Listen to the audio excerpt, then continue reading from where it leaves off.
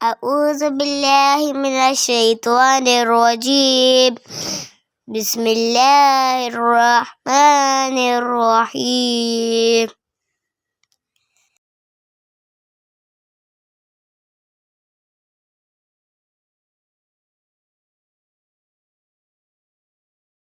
क्या पड़ा वो हल्का फुल्का जरा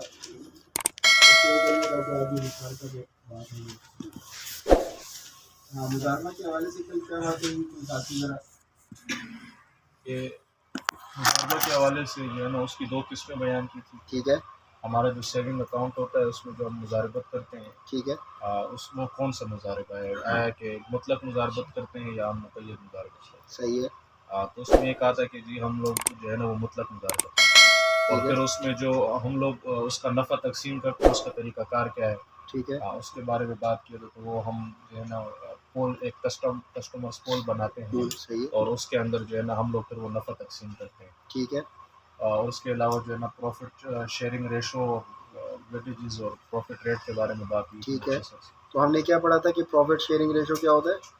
वो जो एक मुकम्मल हमारे पास शेयरिंग रेशो होता है कि 100% होता है, उसमें 50% हम बैंक को देते हैं और ठीक है, 50% कस्टमर पोल को जाता है। ठीक है, और फिर कस्टमर पोल के अंदर जो मज़ीद आगे हम लोग वो करते हैं उसको शेयर करते हैं, ठीक है, वो अलग चीज़ है, वेटेजेस वगैरह।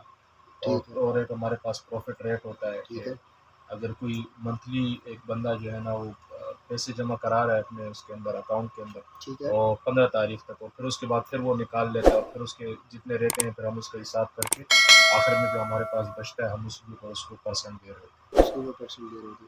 अच्छा, इसमें यह है कि फ़िलहाल क्योंकि इसको यहाँ तक समझना, इसमें फिर मज़ीद डेप्थ में भी चीज़ें हैं कि भाई वो परसेंटेज किस तरह निकल रहा होता है, और अभी इसमें भी हमारी एक वर्किंग चल रही है। मेरी पूरी कोशिश है कि ना हम इसको एक किताबचे की शक्ल में लाएँ। इस पूरे कोर्स को ना मुख्तसर करके उसमें ये फ़ायदा होगा कि अब आप लोगों ने एक दफ़ा पढ़ लिया, नेक्स्ट टाइम आप जब भी कभी जाओगे, कभी बात करने के लिए, तो आपके पास वो एक किताबचा मौजूद है। एक दफ़ा पढ़ लिया, समझ लिया उसको, फिर उस पे बात की। ठीक है, फिर आपने उस पे मज़ीद अपनी रिसर्च शुरू कर दी कि भई आपने पढ़ तो लिया है उसको, लेकिन इसमें मज़ीद और क्या-क्या बेहतरी आ सकती है, ठीक है? वो भी उसमें देख सकते हैं। अच्छा, तो ये तो हमने कल पढ़ा था मुज़ारबा के हवाले से। तीसरी हमने चीज़ पढ़ी थी कि एक मुशारका का कॉन्सेप्ट भी होता है, शराकतदारी का। अच्छा, हमने कहा था कि करंट अकाउंट होता है, सेविंग होता है और फिक्स होता है। अच्छा, फिक्स अकाउंट पे अगर हम बात करें तो फिक्स अकाउंट हमारे वो उसका जो मामला होता है वो शराकत के ऊपर, मतलब वो होता वो भी मुज़ारबा के ऊपर है कि मुज़ारबा का मामला उसके अंदर करते हैं कि भई आप फ़र्ज़ करें आते हैं हमारे पास, इन्वेस्टमेंट करते हैं एक ख़ास मुद्दत के लिए। वो ख़ास मुद्दत तक साल, डेढ़ साल का, 1 2 साल का, 5 साल का, इसमें 7 साल का भी हमारे पास एक प्रोडक्ट मौजूद है। ठीक है, लेकिन उसमें बाज़ दफ़ा होता ये है कि कस्टमर आके ना बीच में उसको ख़त्म कर देता है। ख़त्म इस तरीके से करते हैं, एक कस्टमर आया, उसने कहा जी मुझे 1.5 साल की पॉलिसी लेनी है। मुझसे पूछा जी 1.5 साल पे इस वक्त क्या प्रॉफिट रेट दे रहे हैं? हमने कहा जी 16% दे रहे हैं। छठे महीने वो बंदा आ गया कि सर वो मुझे मेरे पैसे चाहिए, कुछ ज़रूरी काम था लिहाजा इसको मुझे निकलवाना है। अब बज़ाहिर तो देखा जाए उसने मुआहदा मुझसे 1.5 साल का किया हुआ है कि जी मैं 1.5 साल तक आपके पास रखूँगा। तो ऐसी सूरत में बैंक क्या करता है कि बैंक उसका जो शेयर है ना वो उससे ख़रीद लेता है। ख़रीदने का मतलब ये है कि अब देखें एक पूल है, उसमें 1.5 साल तक एक अमाउंट का रहना या एक जगह इन्वेस्टमेंट का होना ज़रूरी है कि भाई उससे पहले हम उसको नहीं निकाल सकते। तो बैंक ऐसे टाइम में क्या करता है कि उससे उसका हिस्सा ख़रीद लेता है। ठीक है, अब ख़रीदने का मतलब क्या हो गया कि जो मुदारबा वाला मामला था उसमें तो आपको ये इजाज़त थी कि भई आप जब चाहें निकलवाएँ, जब चाहें डलवाएँ, ठीक है, वो सारा मामला चला था। लेकिन यहाँ पे जब आप एक ख़ास मुद्दत तक पाबंद थे और आपने टाइम से पहले निकलवाया, तो ऐसी सूरत में बैंक उस पूल के अंदर शरीक भी हो जाता है। हैं। ठीक है, जैसे कल आपने कहा ना कि एक वो है शराकतदारी का, ये भी तरीक़ा है कि जी दोनों ने पैसा भी लगाया है लेकिन एक बंदा काम कर रहा है और एक नहीं कर रहा है। ठीक है, तो ये मुज़ारबा की एक शक्ल आपने कहा कि जी वो मुज़ारबा की एक शक्ल है कि जी शराकतदारी भी और मुज़ारबत का मामला भी कर रहा है इसके अंदर। ठीक है, तो यहाँ पे क्या है, अच्छा इसमें क्या होगा अगर फ़र्ज़ करें मिसाल के तौर पे इस जगह प्रॉफ़िट आता है 1.5 साल के बाद, तो ऐसी सूरत में ये प्रॉफ़िट कैसे तक़सीम होगा? अगर वो बीच में छोड़ देता है अगर वो छोड़ देता है, उसकी जगह बैंक ने उसमें से हिस्सा ख़रीदा। पहले बैंक मुज़ारिब था, हाँ मुज़ारिब था, आप सब रब्बुल माल हैं। ठीक है, रब्बुल माल में से आप आपने जो है ना एक हिस्सा लिया, ये 15 बंदे हैं, 15 बंदों ने 15 हिस्से लिए थे, आप छोड़ के चले गए, आपका हिस्सा मैंने ले लिया। अब मैं इनके साथ मुजारिब तो हूँ, लेकिन मुजारिब के साथ मुशारिक भी हूँ। क्यों? अब मेरा पैसा भी बीच में लग चुका है, आप तो जा चुके हैं यहाँ से, लेकिन मेरा पैसा बीच में लग चुका है। ऐसी सूरत में नफ़े की तकसीम किस तरीके से होगी? जब मुजारिब भी हो, रब्बुल माल भी उसमें हो और मुजारिब भी हो।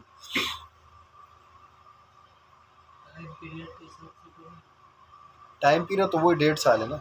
फ़र्ज़ करें 1.5 साल पूरा हो गया, अब उस 1.5 सालों में मेरा आप लोगों के साथ जो वो है ताल्लुक़ है या अक़द है, वो मुजारिब का भी है और क्योंकि अब मैं एक यूनिट परचेज़ कर चुका हूँ, तो इस पूल में मैं आपके साथ शरीक भी हूँ, मुशारिक भी हूँ। समझ रहे हैं ये बात कि मुजारिब भी हूँ और मुशारिक भी हूँ। अब जब नफ़ा आएगा, उस नफ़े की तकसीम कैसे होगी?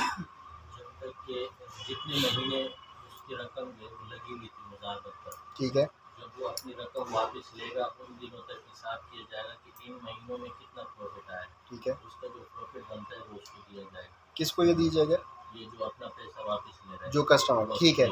और अब जो मैंने अपना पैसा एंटर कर दिया है, अब यहाँ मैं ये कहना चाह रहा हूँ कि फ़र्ज़ करें हमने 1.5 साल का मुआहदा किया सबने, हमने कहा जी आज है 4 जनवरी और हम 31 जुलाई 2025 31 जून 2025 को जो है ना हम ये मुआहदा ख़त्म करेंगे।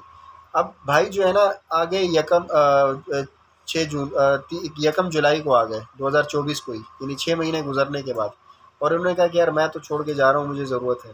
अब मैं क्योंकि बैंक हूँ तो मुझे इसका शेयर ख़रीदना है, वरना तो ये पूल अभी चल नहीं पाए, क्योंकि ये 1.5 साल का जो पैसा है ना इस पूल का, ये मैंने एक बंदे को गाड़ी ख़रीदने के लिए दिया हुआ है, ठीक है। अब उस गाड़ी उसके पास, मतलब उसके पैसे हमने वहाँ लगाए हुए, तो अब मैं वहाँ से निकाल नहीं सकता हूँ, ठीक है। तो यहाँ पे अब मैंने 6 महीने के बाद मैंने पैसे लगाए, अब जब 1.5 साल पूरा गुजर गया, उस वक्त जब प्रॉफिट तकसीम हो रहा होगा, तो मेरा सवाल उस टाइम पे है कि अब ये प्रॉफिट कैसे तकसीम होगा?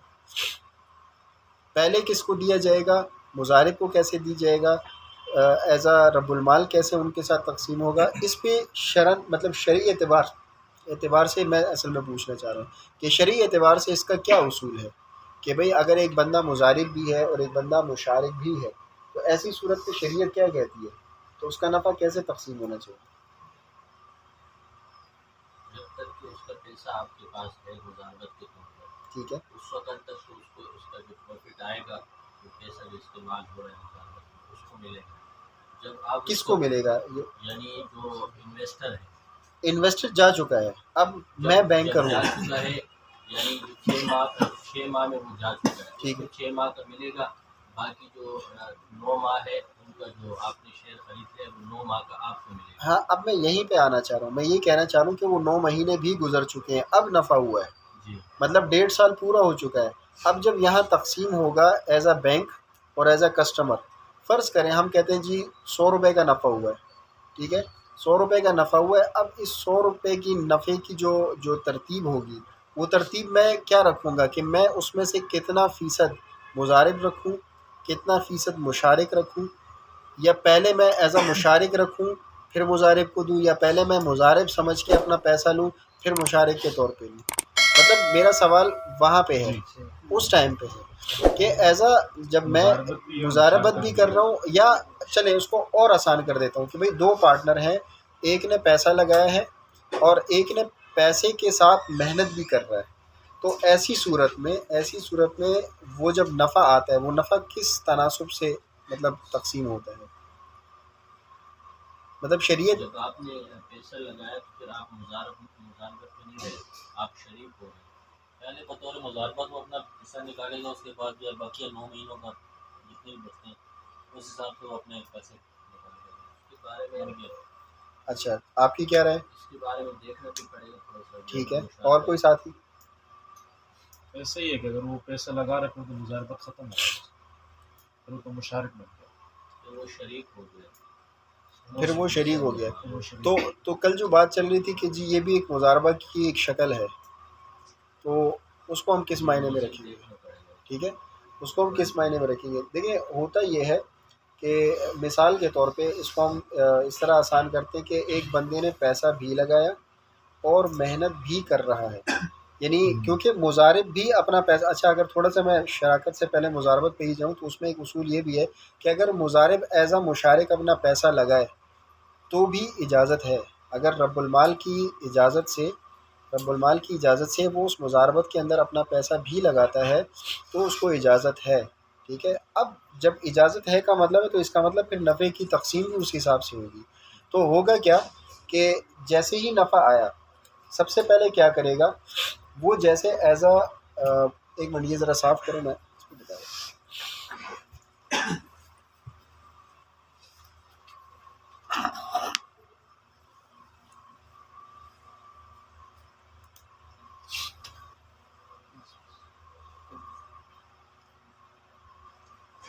फ़र्ज़ करें ये बैंक है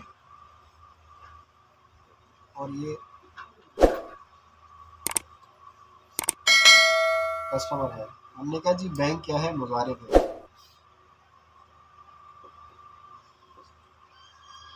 और कस्टमर क्या है, रब्बुल माल है। हमने कहा था कि भाई जो भी नफ़ा होगा वो क्या होगा, 50-50% के हिसाब से क्या होगा। ठीक है, यहाँ हम कंसिडर करते हैं कि जी सिर्फ एक ही कस्टमर और बैंक है, आपस में वायदा है। अब हुआ क्या कि कस्टमर ने इन्वेस्टमेंट की है 100 रुपये की। ठीक है, इस कस्टमर ने इन्वेस्टमेंट की 100 रुपये की। जब 100 रुपये की इन्वेस्टमेंट की, इससे नफ़ा हुआ 50 रुपये। ठीक है, 50 रुपये नफ़ा हुआ।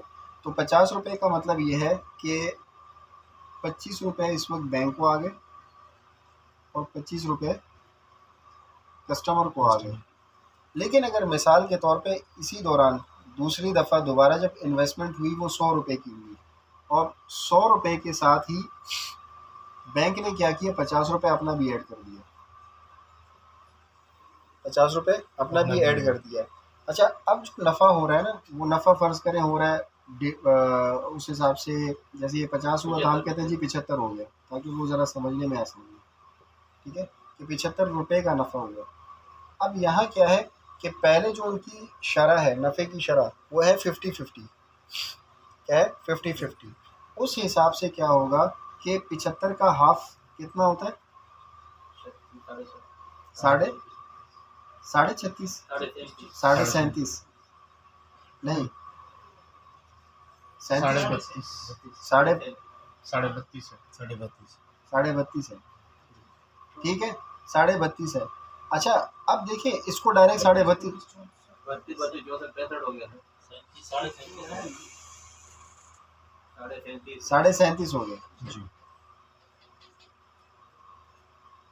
37.5 हो गया। ठीक है, 37 रुपये तो इसको यहाँ मिल गए। 37 रुपये इसको क्या मिल गए यहाँ पे, क्योंकि वो एज अ मुदारिब काम कर रहा था। अब जो 37 रुपये बचे, 37.5 रुपये बचे ना, अब इस 37.5 रुपये के अंदर जो इसकी तनासुब से देखा जाए तो 50 रुपये बैंक के थे और 100 रुपये कस्टमर के थे। तो उस हिसाब से बैंक का कितना पोर्शन बनता है, 1/3 हिस्सा, यानी 33% बनता है। 33% बनता है ना, यानी अगर 150 को आप देखें 50, उसका कितना बन रहा है, 33.33। तो वो क्या करेगा कि इसके ऊपर वो परसेंटेज लगाएगा 33.5% का। ठीक है, 33.5% लगाएगा, इसमें से जो बचेगा तो भी एक अमाउंट इनके पास जाएगी और एक अमाउंट इसके पास आएगी। उसकी वजह यह है कि ये अमाउंट इनिशियल लेवल पे इसको क्यों मिल रही है कि 150 पे पूरी मेहनत इसकी लग रही थी। पूरे 150 रुपये के ऊपर जो मेहनत लग रही थी वो मुदारिब की लग रही थी। ठीक है, तो मुदारिब जब लगा रहा था अपनी पूरी मेहनत, तो ऐसी सूरत में पहले तो जो 50-50 का रेशो है उस हिसाब से अमाउंट तकसीम होगी।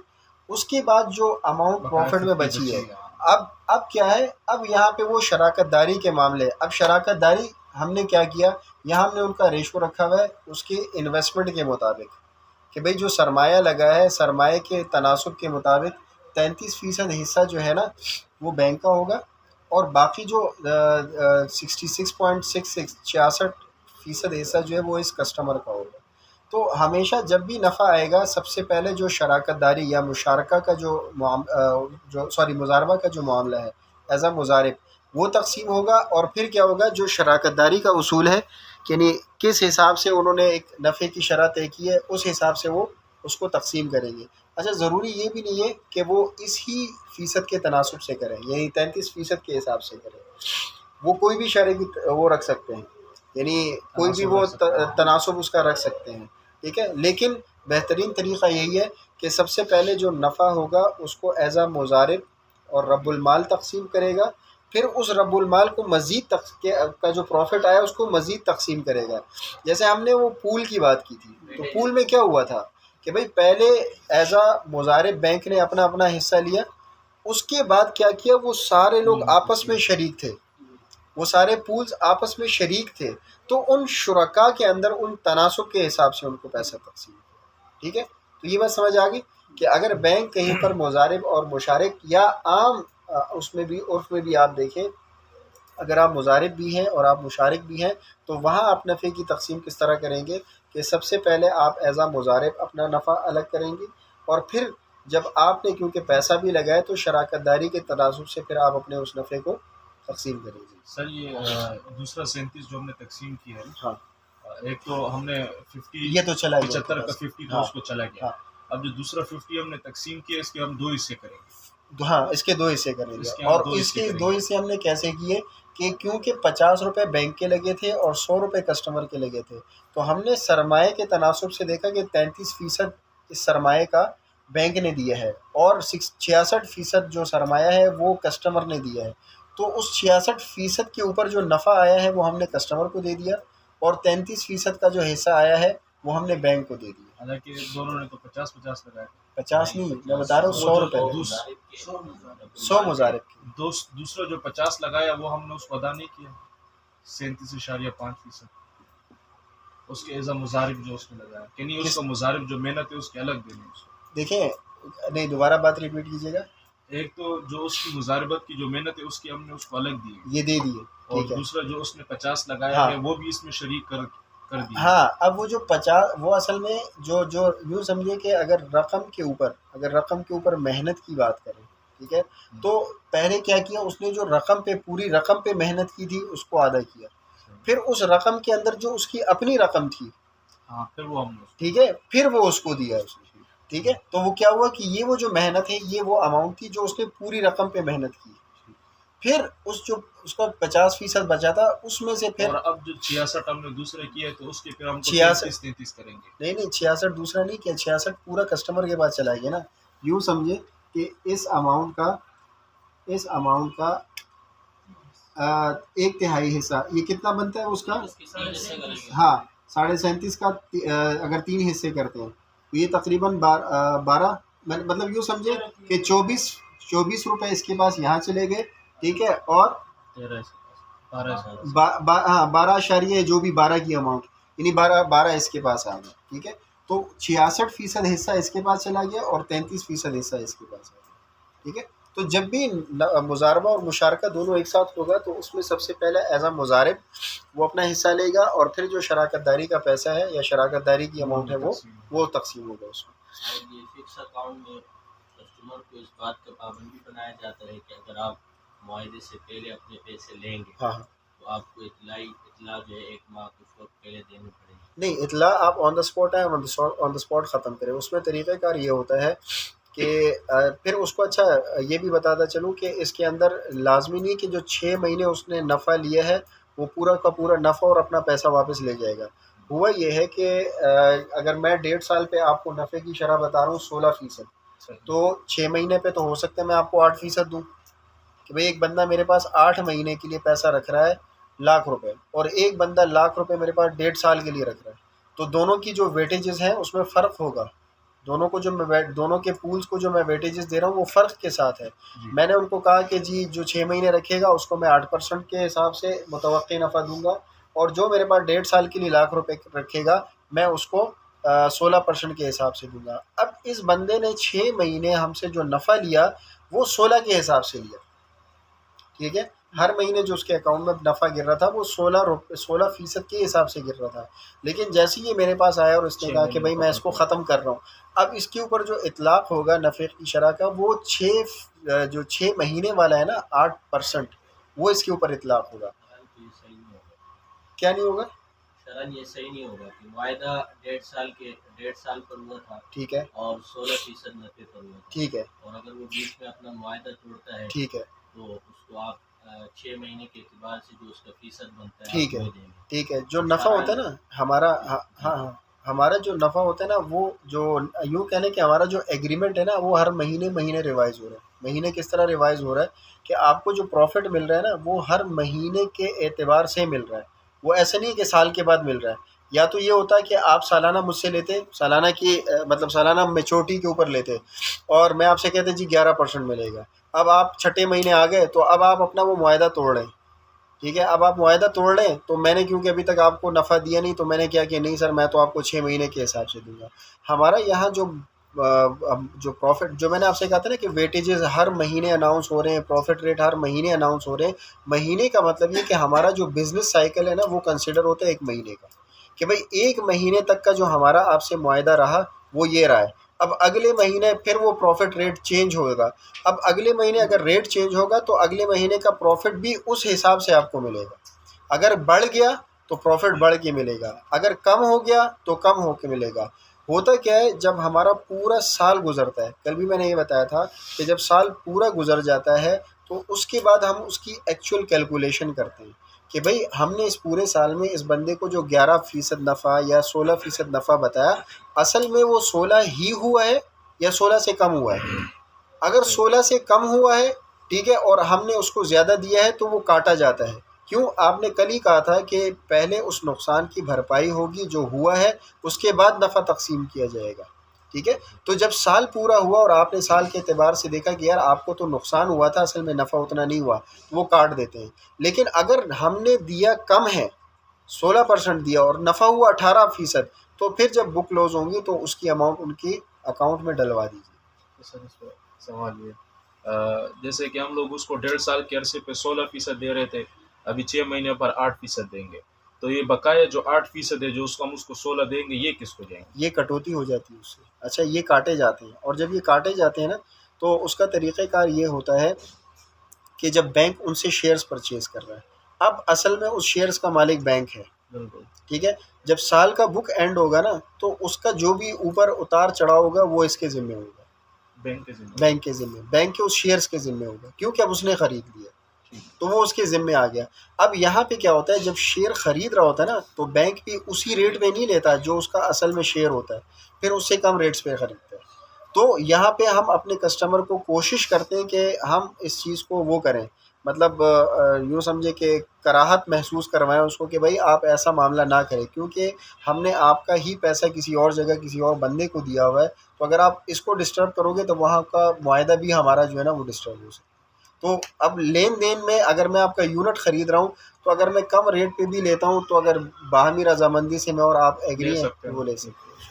फिर वो उस तरीके से मतलब ले ये सकते हैं। बकाया जैसे जो आपने कहा कि कंपनी शेयर खरीदती है, अगर वो उसी कीमत पर शेयर बेचता है तो फिर रजामंदी होनी चाहिए। वो उस यानी दोबारा जितने बताइएगा। उसने लगाए, ठीक है, आप जिस तरह उसने 6 महीने में अपना मुआहदा ख़त्म करना चाहा ठीक है, और कंपनी जो बैंक जो है उसका शेयर खरीदना चाहता है, ठीक है। तो फिर उसके लिए उसको वो अपनी कीमत भी लगा सकता है शेयर की। कौन लगा सकता है?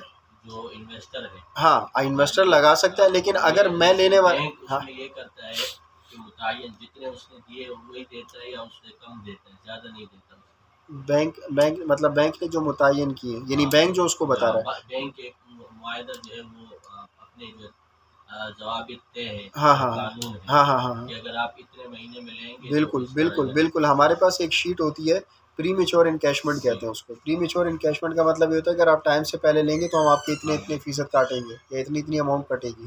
तो ज़ाहिर है, ऑब्वियस सी बात है कि अगर वो साइन कर रहा है और ये बताया जा रहा है, ठीक है? बात वो ये बताया नहीं जाता कि पूछने वाले को बताया जाता है, ठीक है? जैसे वो हज़रत उस दिन कह रहे थे, ठीक है, कि जी वो बताया नहीं जाता। तो हम देखें, अगर हम एक उर्फ़ आम की बात करें, अगर मिसाल के तौर पे आपके पास कोई आके किसी किसी चीज़ के बारे में पूछता है, ठीक है? तो अगर एक चीज़ उर्फ़ आम में सबको मालूम हो, तो आप उसको ये समझते हैं कि जी इसके बारे में सब पता है इस बंदे को। लेकिन अगर वो अलग से पूछता है उस चीज़ के बारे में कि यार ये ऐसा है या नहीं, या ऐसा होना चाहिए या नहीं, तो फिर आप उसको डिटेल से समझाते भी हैं कि हाँ यार ये ऐसा है, ऐसा ऐसा है। तो हमारे पास जब आते हैं ना, वैसे आम तौर पे तो कस्टमर का बाय डिफ़ॉल्ट हम अकाउंट खोलते हैं करंट अकाउंट।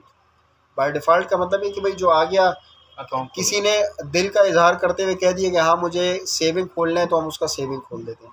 अगर कोई कहता है नहीं भाई मुझे, मतलब आया और उसने कहा यार बस ये हमारा फॉर्म फिल कर दें। आजकल तो कस्टमर पूछ रहे हैं, आजकल हर दूसरा तीसरा पूछ भी रहा होता है, और वो बता भी रहा होता है कि हाँ करंट रखें या ना रखें, ठीक है। तो अगर ऐसी सूरत में हमारे पास कोई कस्टमर आता है, हम उसको फॉर्म देते हैं और वो बगैर पढ़े उसको साइन कर रहा है। देखें, मैंने आपको एक फॉर्म दिया, इसलिए दिया कि मेरे पास इतना टाइम नहीं है कि मैं अभी आपको बिठाऊं और पूरे 30-35 नुकात आपको पढ़ के सुनाऊं, ठीक है। फॉर्म देने का मकसद ये होता है कि आप चाहें तो इसको घर ले जाएं, तसल्ली से पढ़ें।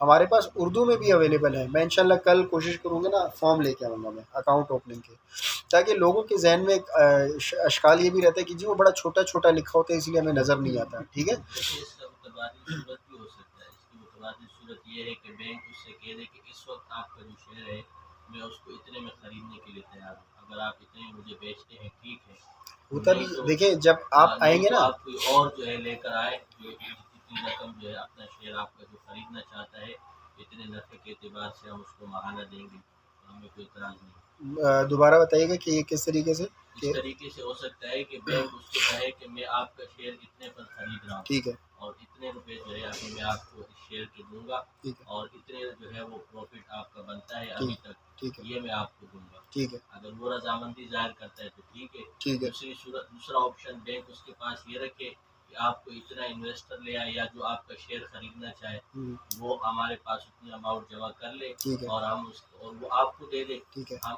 जो है ये शेयर उनके नाम कर देंगे। मतलब ये अकाउंट हिस्सा उनका हो बेसिकली जाएगा। उनके नाम पे हम अकाउंट ट्रांसफ़र कर दें और जो आपका पैसा लगा है वो उसको दे दें, बकाया आप अपने नफ़े का तनासुब जो है ना वो आप आपस में दें। अच्छा, वैसे अभी तक कोई ऐसी पॉलिसी इनकी नहीं है, क्योंकि उसमें तरीक़ेकार पॉलिसी के मुताबिक यही है कि बैंक ही उससे ये शेयर परचेज़ करेगा वापस। बैंक, हाँ ये तो पाबंद किया ठीक है, जाता है। बैंक ही उससे ये शेयर परचेज़ करेगा, ठीक है। अच्छा, उसमें देखें होता क्या है, बहुत कम लोग होते हैं कि भाई जिसने 1.5 साल के लिए रखा हो छठे महीने आ गए, क्योंकि जिसने रखा है ना उसने नफ़े के लिए रखा है, तो हाँ वो बात रखना चाह रहा है, मजबूरी पेश ठीक आ है। जाती है, एक बहुत बहुत दिवालिया हो इल्ला जाता है माशाल्लाह, तो फिर हाँ। वो पैसे वरना वापस यकीन माने इसी फिक्स अकाउंट में लोग हर 1.5 साल बाद फिर आगे फिर उसको मज़ीद बढ़ा रहे हैं, फिर बढ़ा रहे हैं, फिर बढ़ा रहे हैं। क्यों? क्योंकि एक बंदे को 8% का नफ़ा मिल रहा है और एक को 16 मिल रहा है, तो वो उसको तो 100% ऊपर नफ़ा ज़्यादा मिल रहा है, तो वो कहते हैं यार मैं पागल थोड़ी हूँ।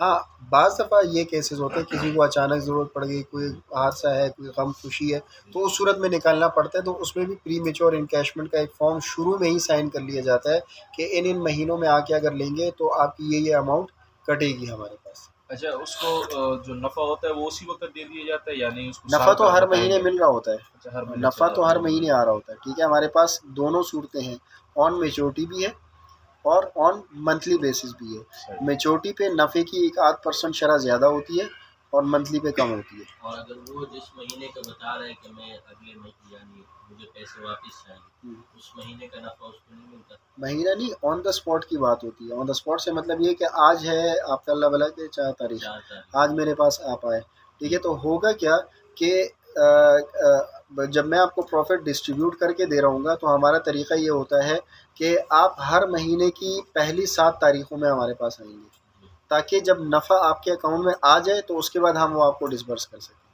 आपको वापस कर सकें।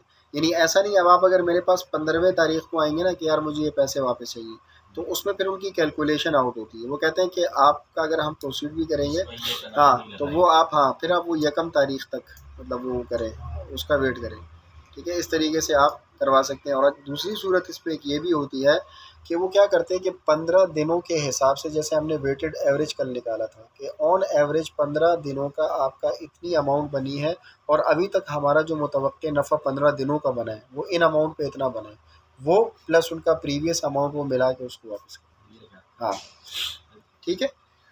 यानी ऐसा हो ही नहीं सकता कि आपका पैसा पड़ा रहे और उस दिन का प्रॉफिट ना आए, और ऐसा हो ही नहीं सकता कि बैंक ने आपको पैसा दिया हुआ हो और उस दिन का पैसा ना काटे आप। एक जगह मैंने पढ़ा था किसी फतवे में, उसमें ये होता है कि कंपनी के शेयर उन्होंने खरीदे होते हैं, इसलिए मेरे ज़ुबान पे कंपनी का नाम है अच्छा, अच्छा, कि अच्छा। वो उसने जो है इस बात का पाबंद बनाया होता है कि आपको अगर अपना शेयर वापस लेना है यानी अपनी रकम वापस लेनी हो तो आपको इतला 1 महीने पहले देनी पड़ेगी और रकम आपको 1 महीने बाद मिलेगी और जो ये महीना है इसकी जो प्रॉफिट है वो आपको नहीं मिलेगी। समझ गया आपकी बात। वो फिर हाँ, वो फिर ये होता है कि वो कंपनी की पर्सनल एक पॉलिसी हो सकती है, लेकिन स्टेट बैंक की पॉलिसी ये है कि आपने अगर एक दिन भी कस्टमर का पैसा रखा है तो एक दिन का भी प्रॉफिट देंगे, और अगर आपने कस्टमर को पैसा दिया और एक दिन भी उसने इस्तेमाल किया तो उस एक दिन का पैसा भी आप उससे लेंगे। जैसे हमारे पास अक्सर गाड़ियाँ पे ऑफ कराने के लिए आते हैं ना, तो एक बंदा आया जैसे 2 हफ्ते पहले, तो उसकी अमाउंट फ़र्ज़ करें बन रही है 10,12,000। अच्छा, वही बंदा 2 हफ्ते बाद आया, अब उसकी जो पे ऑफ शीट लेने आया कि जी यार मुझे कितना पे करना है, तो अब वो 10,25,000 बन गया। मुझे कह रहा है यार ये क्या अजीब मजाक है यार, पिछले हफ्ते आया 12 थे, अब 25 हो गया। तो मैंने कहा सर 20 दिन आपने घर भी वो रेंट भी तो इस्तेमाल किए ना, गाड़ी भी तो इस्तेमाल की है, अब मज़े ले रहे हैं आप, तो मैंने कहा उसके तो देने पड़ेंगे पैसे आपको। ठीक है, तो मतलब मकसद ये है कि अगर आप एक दिन भी इस्तेमाल करोगे उस चीज़ को, तो उसका बाकायदा बैंक ने पूरा शेड्यूल बनाया होता है कि भाई आपने एक दिन इस्तेमाल किया, इस एक दिन का पैसा दो। ठीक है। अच्छा, अब शराकत दारी की तरफ आते हैं। तो शराकत दारी वैसे आप लोगों को बेसिक तो सारी चीज़ें कुरान और हदीस के हवाले से पता है। लुग़त में भी शराकत के मायने क्या है कि शिरकत यानी किसी को शरीक करना या किसी को मिलाना। इस्तिलाही मायने इसके क्या है, शिरकत करने मतलब शिरकत करने वालों का सरमाया और नफ़ा और नुकसान में शिरकत। यानी इस्तिलाही तौर पे अगर देखा जाए तो क्या है कि एक ऐसी शराकत दारी एक ऐसे मामले को कहते हैं जिसमें जो फ़रीक़ैन हैं वो अपना पैसा लगाते हैं और वो नफ़ा और नुकसान में आपस में शरीक होते हैं। ठीक है, शुरका का मामला करने का अच्छा इसमें उसूल एक ये है कि भाई अगर शुरका आपस में मामला कर रहे हैं तो वो उसके अहल भी होने चाहिए। ठीक है, अहल दोनों सूरतों में भी हो सकती है कि भाई मेच्योर भी हो, ठीक है, बालिग भी हो, आकिल बालिग भी हो, प्लस लीगली भी वो जो है ना एक दुनियावी एतबार से भी, हाँ दुनियावी एतबार से भी वो जो है ना उसका मामला सीधा हो। अच्छा, शिरकत की अक़साम जैसे हमने मुज़ारबत की पढ़ी थी, तो शिरकत की कितनी अक़साम होती है कोई साथी? ठीक है, बता दें कौन कौन सी है, कोई अगर याद आ रही हो। ठीक है, ठीक है, शिरकत ऐनान, शिरकत मुआवजा। अच्छा, असल में शिरकत की दो बेसिक बड़ी वो है शिरकतुल मिल्क और शिरकतुल अक़्द। ठीक है, ये दो मेन कैटेगरीज़ हैं, एक है शिरकतुल मिल्क और दूसरी क्या है, शिरकतुल अक़्द। अच्छा, अब शिरकतुल मिल्क और अक़्द में क्या फ़र्क है, कोई साथी बता सकता है? एक जो चीज़ है, मिसाल के तौर पर एक गाय ली है, अब उसके अंदर दोनों शरीक है तो उसकी मिल्कियत के अंदर दोनों शरीक यानी दोनों उसके मालिक हैं। ठीक है, और अक़द ये है कि किसी भी मामले में कोई हमने वो कर रहे हैं, मामलात कर रहे हैं, किसी के साथ मिल्कियत वाला मामला नहीं है, लेकिन उसके अंदर दोनों के पैसे लगे हुए। मतलब मिल्कियत वाला मामला नहीं है, मतलब कोई भी मामला कर रहे हैं अक़द ना, दोनों मिलकर कर रहे हैं उस मामले को, तो उसमें हम दोनों शरीक हैं। अब इन दोनों में फ़र्क क्या होगा, यानी थोड़ा सा अगर कोई मिसाल दे के समझा देंगे कि जी शिरकतुल मिल्क का ये हो गया, शिरकतुल अक़्द का ये हो गया। मिल्क की मिसाल जैसे आपको मैंने उस गाय की दी थी, ठीक है, कि उसकी या गुलाम वगैरह जो आता था कि ठीक है, गुलाम लिया हुआ है, उसके अंदर आधे आधे में दोनों शरीक हैं, ठीक है, तो वो उसके मालिक है। ठीक है, मिल्कियत। ठीक है। और अच्छा, इसको शिरकतुल मिल्क और अक़्द में ना फ़र्क सिर्फ ये है कि देखिए शिरकतुल अक़्द हमेशा जब भी होते हैं ना तो वो किसी कारोबारी या किसी नफ़े के लिए, मतलब किसी कारोबार को बढ़ाने के लिए, उसमें आपका मकसद या आपका जो बेसिक वो होता है ना कि इंटेंशन या वो क्या होता है, नीयत क्या होती है कि भाई हमने नफ़ा कमाना है। यानी हम दोनों अगर मिल के घर ख़रीद रहे हैं तो उसमें हमारा मकसद उस घर को आगे रेंट पे बेचने का है, क्या हम रेंट पे दें और उससे जो नफ़ा है और हम दोनों उसमें शरीक हों। ठीक है, या हम दोनों एक कारोबार करना चाह रहे हैं तो मिल के हमने कारोबार शुरू किया और उस कारोबार का मकसद ये था कि इससे जो नफ़ा आएगा उस नफ़ा में हम दोनों आपस में शरीक होंगे।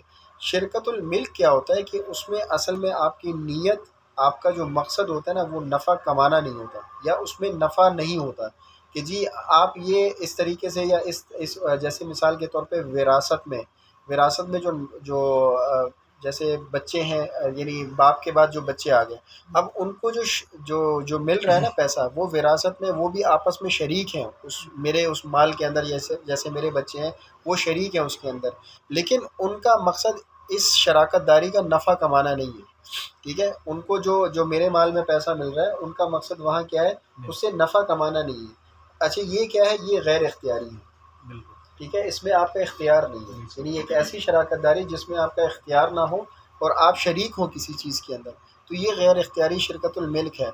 और इसी तरह एक इख्तियारी है, जैसे मैंने और भाई ने एक चीज़ ख़रीदी, ठीक है, हमारा मकसद उसको बेच के माल कमाना नहीं है, ठीक है, हम रखना चाह रहे हैं, हमारी जब ज़रूरत होगी या ये मुझसे ले लेगा या मैं इससे ले लूँगा, ठीक है, अब उसमें हमारा मकसद इससे नफ़ा कमाना नहीं होता। लेकिन शिरकतुल अक़्द पे हमेशा जब भी होगा, जैसे अभी आपने 4 मज़ीद उसको डिफ़ाइन किए, तो वो हैं मज़ीद टाइप्स हैं, वो टाइप शिरकतुल अक़्द की हैं, ठीक है। उसमें क्या है, शिरकतुल अमवाल है, ठीक है। अब क्या है कि दोनों बंदे मिल के अपना माल लगा रहे हैं, माल लगा के, इसी तरह शिरकतुल आमाल है, ठीक है, कि भाई अमल दोनों अपने एक साथ करके, जैसे भाई एक बंदा हिजाम है, दूसरा भी हिजाम है, दोनों ने मिल के कहा कि भाई हम दोनों की सर्विसेज, हमने दुकान खोल ली अपनी, ठीक है। इसी तरीके से शिरकतुल वजूह है, वजूह में क्या है कि एक बंदे की बहुत अच्छी अलग से लेके उसकी वो है मार्केट के अंदर ताल्लुकात हैं, वो उस बुनियाद पे अपना वो शेयर वो करता है कि जी फ़र्ज़ करें जी इतना माल मैं आपको ला के दे रहा हूँ, जबकि उसका पैसा नहीं लग रहा, वो उस क्रेडिट की बुनियाद पे, उस वजूह की बुनियाद पे जो है ना वो अपना अक़द कर रहा है उनके साथ, ठीक है। तो ये इनकी बेसिक वो हैं टाइप्स हैं। अच्छा, इख्तियारी गैर इख्तियारी, ठीक है, ये तो पढ़ लिया। अच्छा, शिरकतुल मिल्क में कीमती अशिया में तक़सीम शुरका की मौजूदगी में बाहमी रज़ामंदी पर होना ज़रूरी है, कि अगर शिरकतुल मिल्क की बात की जाए तो उसके उसूल क्या है कि अगर शिरकतुल मिल्क में कोई कीमती अशिया है तो उसकी तक़सीम शुरका की मौजूदगी में बाहमी रज़ामंदी से होगी। शिरकतुल मिल्क में मिसली अशिया की तक़सीम शुरका की मौजूदगी में के बग़ैर अपना हिस्सा अलग कर सकता है, यानी अगर शिरकतुल मिल्क ही की बात की जाए, ठीक है, और वो मिसलियात है, फ़र्ज़ करें मैंने और भाई ने मिल के घर ख़रीदा, ख़रीदने के बाद अब मैं उसको हम आपस में तक़सीम करना चाह रहे हैं, तो तक़सीम करते हुए अगर फ़र्ज़ करें ये उस वक्त मौजूद नहीं है तो मैं उसको अलग कर सकता हूँ, ठीक है। फ़र्ज़ करें हमने मिल के ना एक कट्टा जो है ना बोरा लिए चावल का, कि भाई हम दोनों इसको लेंगे और फ़र्ज़ करें घर की ज़रूरत के लिए, अब वो पूरा कट्टा जो है ना अगर फ़र्ज़ करें 50 किलो का है तो मैंने 25 अपना अलग कर लिया, जबकि ये मौजूद नहीं है इस वक्त, मैंने इनका 25 अलग कर लिया, तो इसमें इनके पास ये वो है कि अगर एक फ़रीक़ नहीं भी मौजूद तो उस सूरत में भी उसको अलग कर सकते हैं, तक़सीम किया जा सकता है। तक़सीम और हवाले करने से पहले अगर मुश्तरका चीज़ को कोई नुकसान हुआ तो तमाम शुरका इसके ज़िम्मेदार होंगे, ठीक है, समझ आ गई। अच्छा, सरमाए के उसूल की अगर बात करें तो सरमाया नक़द होना ज़रूरी है, ठीक है, अगर शराकत दारी हो रही है तो ऐसी सूरत में नक़द होना ज़रूरी है कि वो नक़द सरमाया हो। सरमाया अगर गैर नक़द की शक्ल में, तो गैर नक़द अशिया की बाज़ारी कीमत के ज़रिए सरमाए में एक शरीक के हिस्से का तयन किया जाएगा।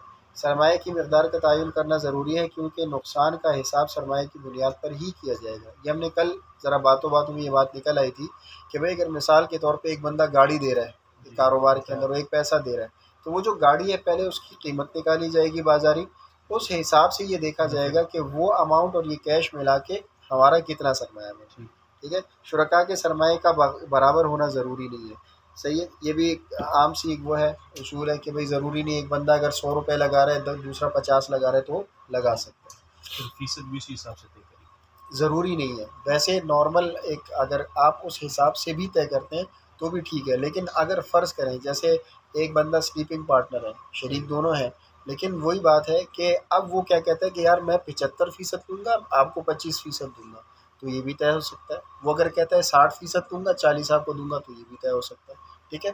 लेकिन नुकसान यानी नफ़े का तो कोई भी तनासुब तय हो सकता है, लेकिन नुकसान के बारे में यही है कि वो सरमाए के तनासुब के हिसाब से होता है, ठीक है, इसी के ऊपर आ रहे हैं। तो मतलब यही है अगर 60% ले रहा तो नुकसान में भी 60% शरीक नहीं नहीं, शिरकत का ये उसूल है, ये दोबारा मैं रिपीट कर रहा हूँ, शराकत दारी का ये उसूल है कि नफ़े का कोई भी फ़ीसद तय हो सकता है, ठीक है।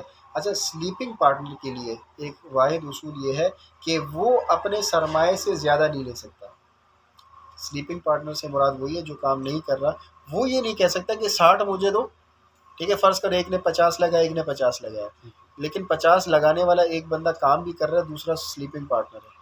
अब ये जो स्लीपिंग पार्टनर है ये नहीं कह सकता कि मुझे 60% दो और तुम 40% रखो, ठीक है। हाँ, काम करने वाला ये कह सकता है कि 60% मैं रखूँगा, 40 तुम्हें दूँगा, 70 मैं रखूँगा, 30 तुम्हें दूँगा, ठीक है। लेकिन स्लीपिंग पार्टनर अपने सरमाए के तनासुब के हिसाब से ही वो ले सकता है उसके बाद। और नुकसान में आपने नुकसान में, हाँ, नुकसान में मैंने आपको बताया कि नुकसान में ये जो जनरल क्राइटेरिया वो यही है कि नफ़ा जब शराकत दारी में तकसीम होगा तो उसमें कोई भी फ़ीसद तय हो सकता है दोनों में बाहमी रज़ामंदी के साथ, और नुकसान हमेशा सरमाए के तनासुब के हिसाब से होगा। ठीक है, अगर एक बंदे ने 50 रुपये लगाए हैं, दूसरे ने 50 लगाए हैं, तो जितना नुकसान हुआ उसका 50% एक और 50% दूसरा। ठीक है, और अगर मिसाल के तौर पे एक ने 60 लगाए, एक ने 40, तो वो 60 और दूसरा 40 लेगा। अच्छा, ये भी पॉसिबल है कि स्लीपिंग पार्टनर ने 60 रुपये लगाए हैं और काम करने वाले बंदे ने 40 रुपये लगाए हैं। ठीक है, स्लीपिंग पार्टनर ने 60 रुपये लगाए हैं और काम करने वाले बंदे ने 40 रुपये लगाए हैं। अब है वही 100 रुपये। अब यहाँ अगर नफ़े की शरह तय करेंगे ना, नफ़े की शरह, तो ऐसी सूरत में 50-50 तो हो सकता है, सही 50-50 तो हो सकता है। लेकिन जब नुकसान होगा तो नुकसान 60% वो स्लीपिंग पार्टनर बर्दाश्त करेगा और 40% ये जो एक्टिव पार्टनर है ये बर्दाश्त करेगा। अभी एक्टिव ने 60% लगाया, स्लीपिंग ने 40 लगाया। हाँ, फिर क्या हो, यानी नफ़े का ये एक उसूल है, नफ़े का ये एक ही उसूल है कि जितना सरमाए का तनासुब होगा उसी तनासुब के साथ, चाहे वो स्लीपिंग है चाहे एक्टिव है, नुकसान की बात कर रहा हूँ। ठीक है, लेकिन नफ़े के अंदर ये है कि नफ़े के अंदर जितना मर्ज़ी रख सकते हैं, लेकिन स्लीपिंग के लिए ख़ास ये है कि वो अपने नफ़े सरमाए के तनासुब तक ही ले सकते हैं, उससे ज़्यादा नहीं ले सकता। अभी जो मैंने बताया कि इसका उलट किया था, स्लीपिंग ने कम भी लगाए हुए हैं हाँ। और वो स्लीप है, हाँ, और दूसरा एक्टिव है और पैसे भी पैसे भी ज़्यादा, नुकसान हो। हाँ, नुकसान हो गया, तो उस हिसाब से वो जो 60 एक्टिव, अब भी हाँ, एक्टिव ही हाँ, बर्दाश्त हाँ, करेगा। एक्टिव, क्योंकि ज़ाहिर है 60 उसने लगाया, स्लीपिंग ने 40 लगाया, तो एक्टिव 60 ही बर्दाश्त। सही। ठीक है, तो ये नुकसान के हवाले से ये नफ़े की नफ़े की शरह की तक़सीम। अच्छा, ये तो हो गई सरमायाकारी की निस्बत से नफ़े की मकदार तय करना दुरुस्त नहीं। हाँ, एक ये बात इसमें लाजमी जहन में रखें कि सरमाए की तनासुब से नफ़े की मकदार तय करना ये दुरुस्त नहीं है। आपने कहा जी मैं 50 रुपये लगा रहा हूँ तो मुझे अपने 50% ही देना है, ठीक है, या मेरे इस 50 रुपये के हिसाब से ही देना है मुझे।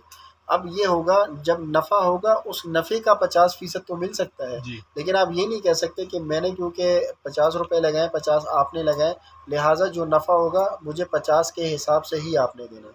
भाई मिसाल के तौर पे नफ़ा आपको होता है 100 रुपया, ठीक है, तो आप और आपका जो शेयरिंग रेशो है वो 60 और 40 है, तो ऐसी सूरत में आप उसको 50 तो नहीं दे सकते। क्यों? 60 आप रखेंगे, 40 उसको देंगे, तो आप उसको अपने सरमाए के साथ टच नहीं कर सकते कि भाई अगर लाख रुपए लगाओगे तो 10,000 दूंगा, 2 लाख लगाओगे तो 20,000 दूंगा, 30 लाख लगाओगे तो 30,000 दूंगा। अब ये आपने क्या कर दिया, सरमाए के साथ इसको टच कर दिए। ठीक है, इसको सरमाए के साथ टच कर दिए कि भाई अगर इतना सरमाया दोगे तो इतने सरमाए पे इतना दूंगा। तो हमेशा नफ़ा जो है ना उसकी तकसीम की शरह जो नफ़े के ऊपर होगी वो सरमाए के ऊपर नहीं होगी। अच्छा, नफ़े में कोई भी शरह तय की जा सकती है, अलबत्ता वो शरीक जिसके लिए काम ना करने की शरह हो उसकी नफ़े की शरह उस सरमाए की शरह से ज़्यादा नहीं। यही बात हम करें।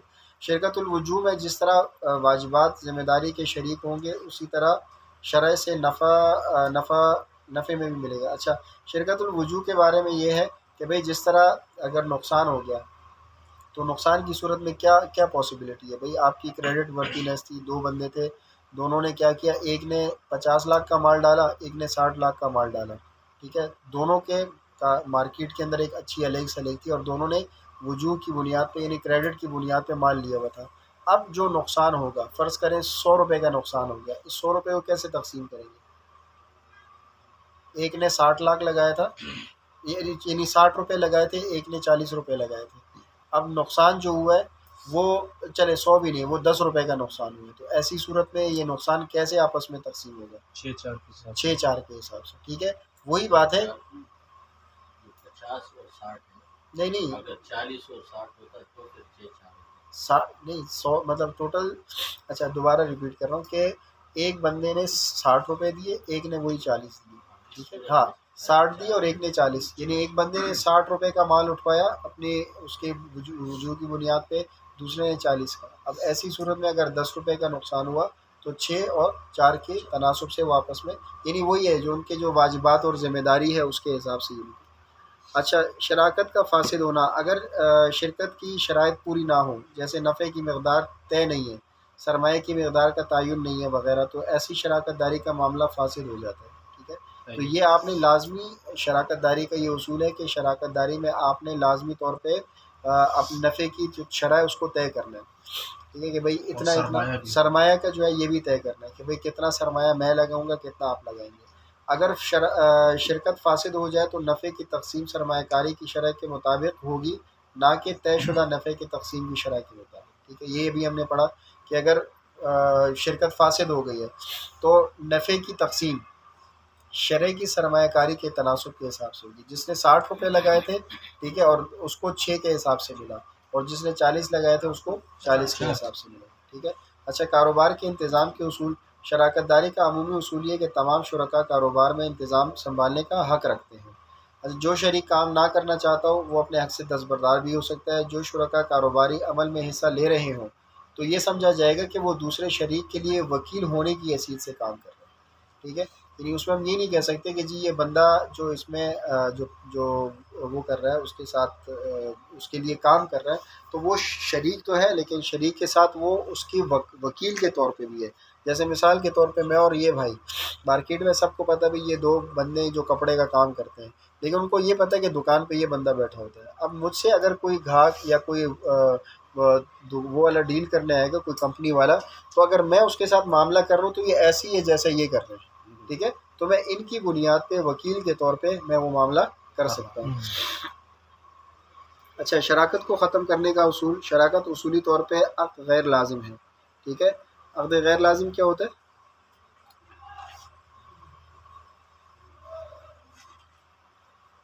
एक अक़्द लाजिम पढ़ा होगा आपने, अक़्द गैर लाजिम। तो अक़्द लाजिम का मतलब ये होता है कि जब तक दोनों बाहमी रज़ामंदी से उसको ख़त्म ना करना चाहें तो वो चीज़ ख़त्म नहीं होती। ठीक है, और अक़्द गैर लाजिम क्या है कि अगर एक बंदा कहता है कि भाई मैं इसको ख़त्म करना चाह रहा हूँ, तो उसको आप ख़त्म कर सकते हैं।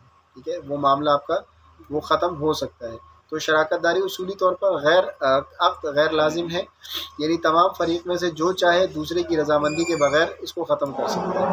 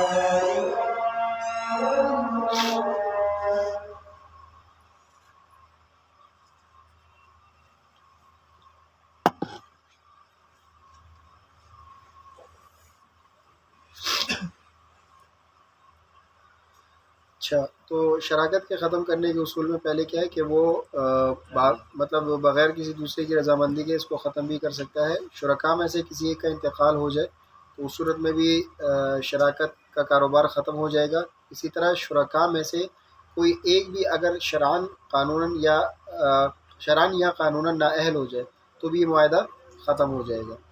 अच्छा, ये इनके बुनियादी उसूल थे। अब हम बात करते हैं कि असल में शराकत दारी बैंकों में कहाँ इस्तेमाल होती है। ठीक है, यानी अभी तक हमने मुज़ारबा पढ़ लिया, क़र्ज़ पढ़ लिया कि जी क़र्ज़ कहाँ इस्तेमाल हो रहा है, मुज़ारबा कहाँ इस्तेमाल हो रहा है।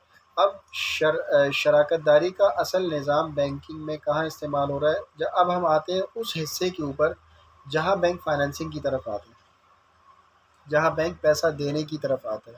ठीक है, अभी तक हम बात कर रहे थे जब बैंक पैसा ले रहा था लोगों से, अब हम आ रहे हैं उस सेगमेंट की तरफ, उस एरिया की तरफ जब बैंक पैसा दे रहा था लोगों को। तो ऐसी जगह पे या उस तरफ जहाँ पे फाइनेंसिंग की बात हो रही थी, तो उसमें हमने सबसे पहले पढ़ा था शिरकत मुतनाक़िसा, ठीक है, शिरकत मुतनाक़िसा पढ़ा था। तो ये शिरकत मुतनाक़िसा असल में इसके अंदर हमने 3 मुख्तलिफ़ वो पढ़े थे, उक़ूद पढ़े थे कि जी वो 3 उक़ूद थे जिसकी बुनियाद पे शिरकत मुतनाक़िसा होती है। तो असल में शराकत दारी अपनी असल हालत से मुराद जैसे नॉर्मल शराकत दारी होती है, अगर देखा जाए तो बज़ाहिर उसका ऐसा लगता है कि इसका बैंकिंग के अंदर कोई अपना ऐसा तसव्वुर नहीं है। लेकिन अब जब आप आगे पढ़ेंगे 2 किस्म की हमारे पास फाइनेंसिंग होती है या तरीक़े तमवील है, जिसको हम कहते हैं शिरकत मुतनाक़िसा, और दूसरे को हम कहते हैं रनिंग मुशारका, ठीक है। रनिंग मुशारका क्या होती है उसको भी हम आगे पढ़ते हैं। अच्छा, अगर हम शिरकत मुतनाक़िसा की बात करें तो उसमें हमने यही ज़िक्र किया था कि जी अच्छा ये बेस करता है शिरकत मुतनाक़िसा, ये शिरकतुल मिल्क की बुनियाद पे होता है। क्या होता है?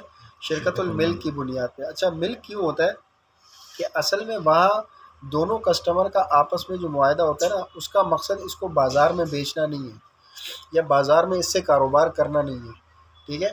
तो जब बात आती है मुशारका मुतनाक़िसा की, तो वो किस बुनियाद पे होता है? वो शिरकतुल मिल्क की बुनियाद पे होता है कि भाई बैंक का असल मकसद इस बंदे को फाइनेंस करना है, ठीक है, और इस बंदे का असल मकसद मुझसे शराकत दारी का अपने लिए घर की ख़रीदारी है, ना कि ये इसलिए ले रहा है कि ये मुझसे लेके आगे उसको रेंट पे चढ़ा दे, ठीक है, या उसको आगे रेंट आउट कर दे, किसी को कारोबार पे लगाने के लिए दे दे। नहीं, ये हमेशा शिरकतुल मिल्क की बुनियाद पे होगा, और वो इस वजह से कि दोनों का मकसद क्या है कि ये फाइनेंस करना चाह रहा है और ये फाइनेंसिंग लेना चाह रहा है, ठीक है। अच्छा, जब रनिंग मुशारका की बात करते हैं, रनिंग मुशारका जो है, इसको मैं ज़रा लिख देता हूँ। और ये शिरकत मुतनाक़िसा ये अलग मॉड्यूल है बैंक का। हाँ, देखिए हम कहते हैं कि जी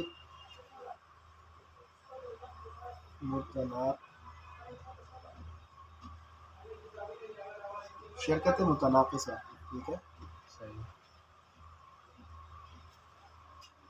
शिरकत मुतनाक़िसा हमने कहा कि ये किस बुनियाद पे है? शिरकतुल मिल्क की बुनियाद पे, ठीक। अच्छा, दूसरा हमने क्या कहा कि रनिंग मुशारका, सॉरी,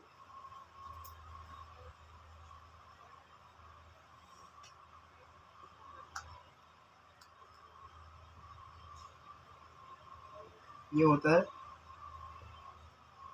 शिरकतुल अक़द की बुनियाद पे, ठीक है।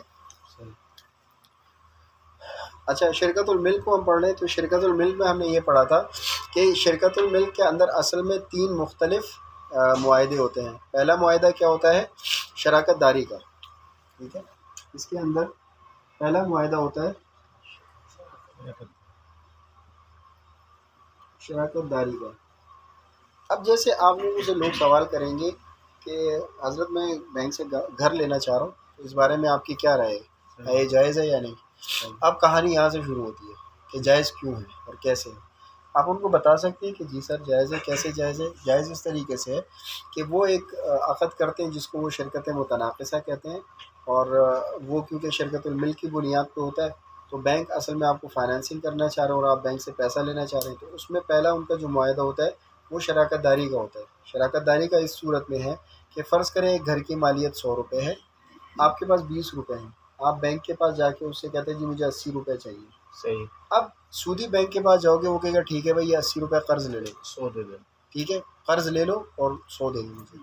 आप जब इस्लामिक बैंक के पास आए तो बैंक आपसे कहेगा अच्छा भाई मैं आपको कर्ज़ तो नहीं दूंगा, लेकिन मैं इसमें आपके साथ शरीक होना चाह रहा हूँ। अब क्या होगा जब इस घर में फ़र्ज़ करें जी ये एक घर है और इसमें 20% हिस्सा जो है ना वो 20% हिस्सा जो है ना वो कस्टमर का है, ठीक है, और 80% हिस्सा जो है ना वो बैंक का है।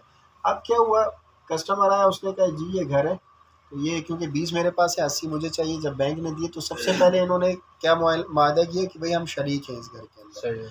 अब जब शरीक हो गए तो आपको ये तो सुकून हो गया कि यार ये मुझे हराम नहीं दे रहा, कोई ऐसी चीज़ नहीं दे रहा कि ये चीज़ हराम के ज़मरे में आती है। वो आपसे कहता है कि ठीक है भाई शराकतदारी तो हो गई, अब वही बात है कि हमने ये लिया इसलिए तो नहीं था कि इसको हम रेंट आउट करें और ये जो है ना हमें आगे नफ़ा कमा के दे। तो आपस में हम दोनों ने ये मुआहदा किया कि ठीक है यार तुम मेरे हिस्से में रह रहे हो तो तुम एक काम करो कि मेरे इस हिस्से का रेंट दो, ठीक है।